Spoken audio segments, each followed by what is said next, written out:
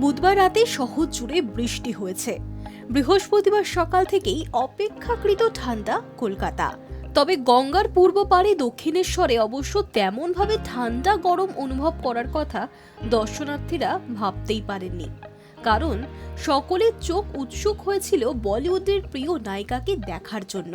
বৃহস্পতিবার সকালে মা ভবতারিণীর দর্শন করতে দক্ষিণেশ্বরে এসেছিলেন কাজল। পরনে পিচ রঙা শাড়ি, আদ্যপান্ত বাঙালি লুক।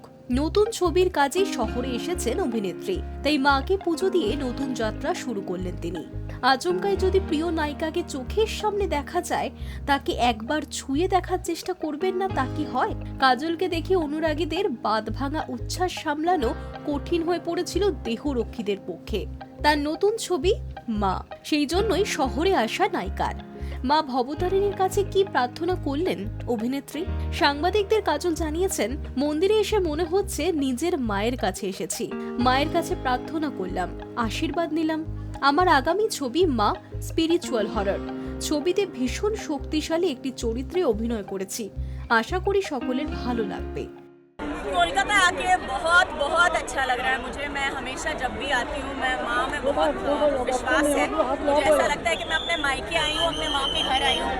और प्रमोशन शुरू करने से पहले मुझे यही लगता है कि मैं अपना माँ का आशीर्वाद लेने आई हूँ। तो उन्होंने मुझे आशीर्वाद दिया है और मैं बहुत खुश हूँ कि मैं आपके सामने खड़ी हूँ। ये फिल्म, ये role, it's I think my strongest role ever. And I think the title of the film is perfect for it. It's called Ma. It's a mythological horror. It's going to be something completely different, and I'm definitely sure it's going to blow your mind. পরিচালক বিশাল পুরিয়ার আগামী ছবি মা। আগামী সপ্তাহে ছবির প্রচার ঝলক মুক্তি পাবে। সবটা যেন শুভ হয়, সেই আশীর্বাদ চাইতেই কলকাতায় এসেছিলেন নায়িকা। পুজো দিয়ে অভিনেত্রী রওনা দেন বিমানবন্দরের উদ্দেশ্যে। কাজল ছাড়াও এই ছবিতে দেখা যাবে খুদে অভিনেত্রী রূপকথা চক্রবর্তীকে। এই ছবির জন্য কাজলকে বাংলা শেখানোর অনেকটা দায়িত্বই নিয়েছিল সে। High news network.